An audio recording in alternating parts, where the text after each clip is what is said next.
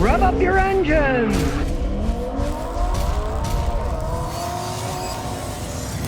Well, since Ford's jumped into the electric vehicle foray, they have a radical idea. It's not out there yet, but they want to make charging super fast. And here's what their plan is. It's not just making more charging stations, but it's making them faster. Ford researchers are working on a charging system is intercooled so it doesn't overheat when it's charging your car. You charge up a battery fast, you build up a lot of heat. They're working on a liquid cooled system where the liquid takes away the excess heat. Don't think those things are going to be cheap. Haha. Who's how long they're going to last for? They break too, right? Now realize this is just in the patent approval phase. It's not even a patent yet. What it comes down to is the faster you charge a car, the more electricity has to go through the cable, and the hotter the cable's going to get. The higher the current, the greater heat has to be taken away, the whole thing will melt down, start on fire. And of course, it's a very complex system. That's why its patent going to be approved. To me, I can see a billion glitches in this system. Okay, you got a cable system, right?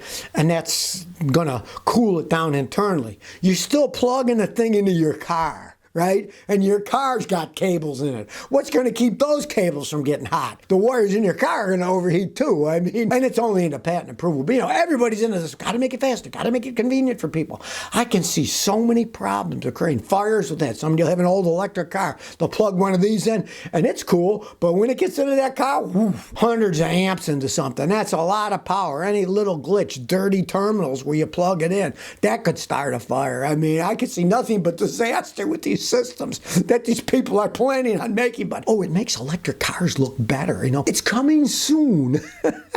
Kind of reminds me of an old guy, Elio, was going to make the Elio car, and he was going to make this three-wheel gasoline car. I made a video on it when he started, and then years later, he hasn't made a single car. Now he's talking about, he's not going to make those. He's going to make electric versions of the same ones, right? I mean, keep promising. Well, don't put your money into that. That's all I got to say. And it can be way in the future that this stuff is put into effect and actually works and doesn't start on fire. Turbo Tyrannis says, Scotty, what is your opinion on waterless coolant? Okay, I think you're talking about that Evans waterless coolant.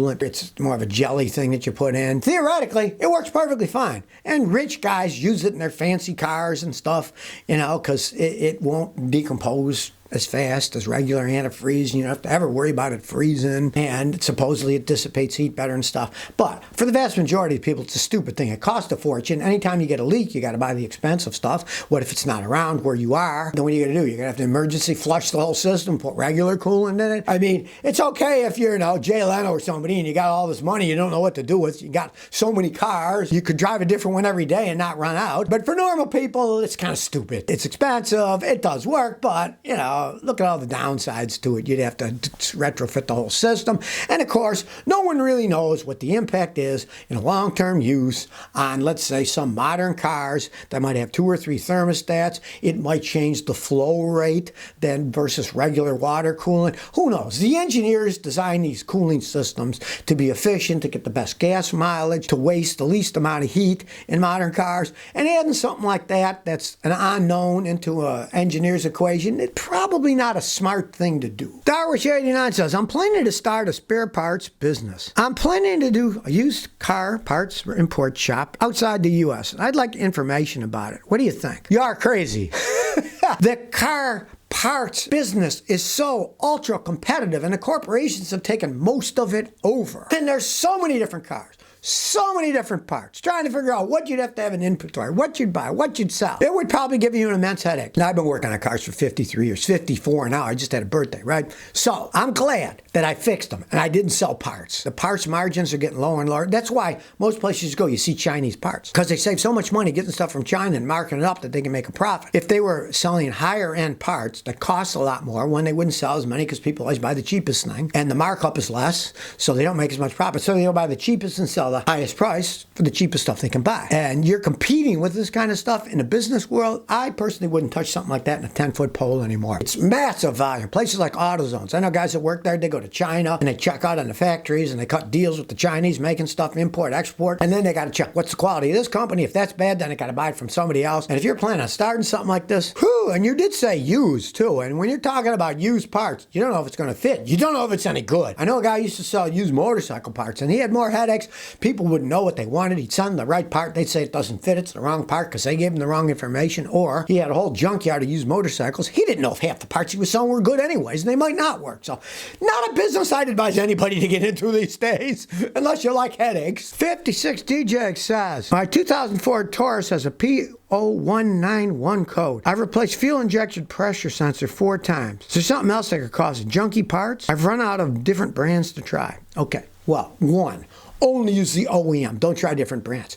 If you go to Ford, buy an OEM one and it still has the code, then the problem is you either have bad wiring going to the sensor, you got a bad driver circuit in the computer, your fuel pump's weak. If your fuel pump doesn't put out enough pressure, the data come from the sensor's weird, and a computer will often trip that, gives you the code for the sensor when it's not the sensor, it's that you actually don't have enough fuel pressure. So have your fuel pressure tested after you change the fuel filter, because a clogged filter can do it too, and that could be a simple fix. Just change the filter. If it fixes it, then you got enough pressure. You realize that those PO codes, they're what are called generic codes. They're not specific. That doesn't mean that's the problem. It means that area of the car has a problem. So pray it's a bad fuel filter, bad fuel pump, rather than the computer or the wiring. It could be a real stinker to figure out. And really, I know Fords, let's say it runs okay, keep driving it. I've had customers driving those codes for years and they still ran okay. As long as they're not leaking, you don't smell any gas leaking, it's not dangerous, you can continue to drive it if it runs fine. I see that all the time as they age. Jerome says, anyone ever use an ultra power radiator from Rock Auto? They have one that fits my truck less than half of the price of a name brand. I never heard of it. Is it worth taking a chance? Almost all those aftermarket radiators are made in China. I've never used that actual brand, but over the last 20-something years, most of the radiators I get are made in China, and they work perfectly fine.